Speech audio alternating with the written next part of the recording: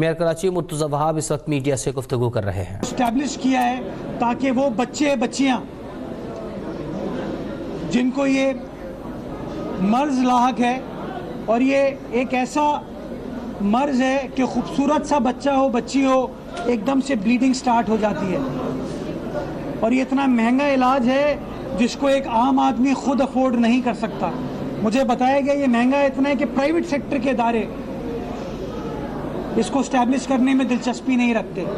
تو یہ جس طرح بھٹو صاحب نے 1974 میں عباسی شہید اسٹیبلش کیا تھا، پہلی بار یہ کام کیا تھا ڈسٹرکٹ یا ملکہ ڈسٹرکٹس کی عوام کے لوگوں کے لیے، اسی طریقے سے آج بلاول بھٹو زرداری صاحب کے ویژن کے تحت، آصف علی زرداری صاحب کے ویژن کے تحت چلنے والی بلدیہ عظمیٰ کراچی نے عباسی شہید ہسپتال میں یہ پاکستان کا پہلا ہیموفیلیا سینٹر اسٹیبلش کیا ہے، جہاں پر بچے بچیوں کا مفت علاج کیا جائے گا۔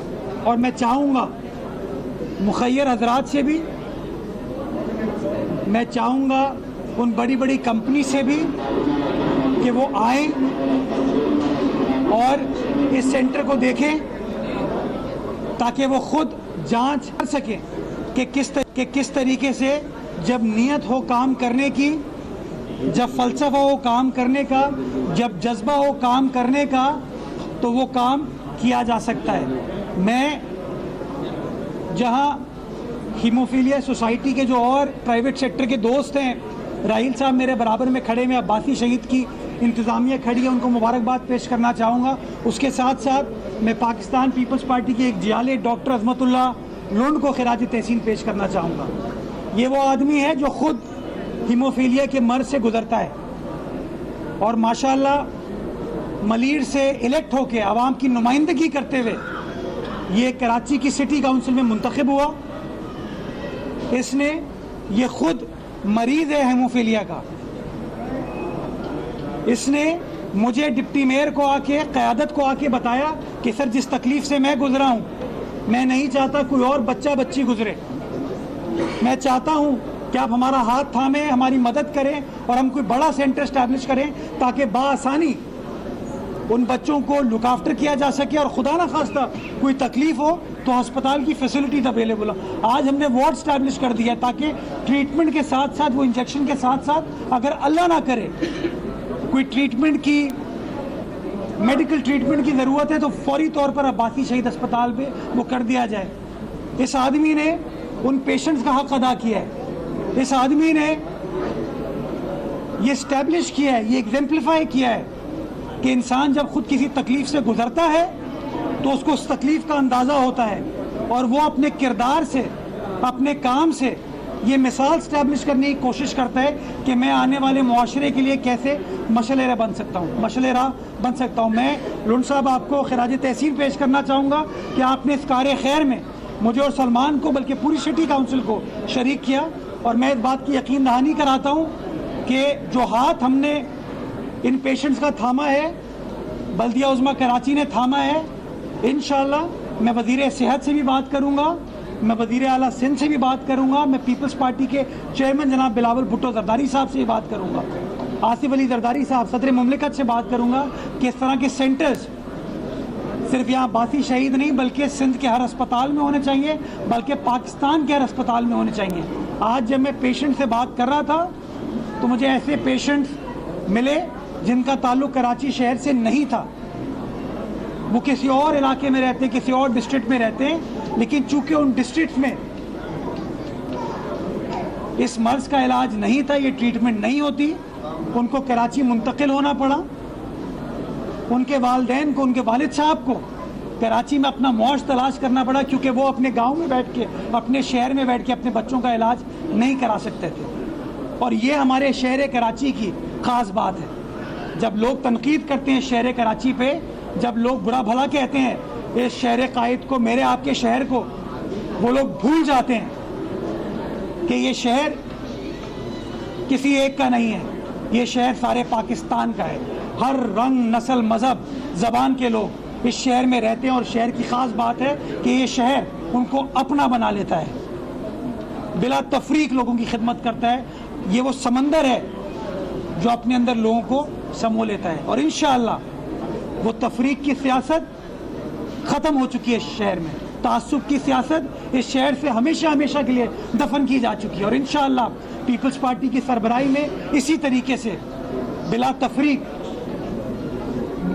کسی تعصب کے بغیر, کسی تنقید کے بغیر اپنے وسائل کو استعمال کریں گے, لوگوں کی خدمت کریں گے, اور لوگوں کی جو زندگی ہے اس کو بہتر بنانے کے لیے اپنا اپنا کردار انشاءاللہ ادا کر پائیں گے. اللہ تعالیٰ یہ جو بچے بچیاں, پھول جیسے بچے بچیاں ہیں, ان کی خدمت کرنے میں ہماری مدد فرمائے, یہ اچھے کام کرنے کی ہمیں توفیق عطا فرمائے, اور اس ملک کا نام روشن کرنے کی توفیق عطا فرمائے. پاکستان زندہ باد. مرتضیٰ عوام صاحب, یہ پولیٹیکلی آپ گفتگو بہت ہی کم کرتے ہیں, لیکن موقع ملتا ہے تو آپ سے پوچھ لیتے ہیں.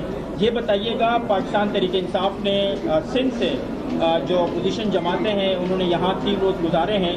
مختلف جو سیاسی جماعتیں وہ جو قومی اسمبلی میں نمائندگی بھی نہیں رکھتے ہیں ان سے ملاقات کی ہے, کراچی, حیدرآباد اور مختلف شہروں میں.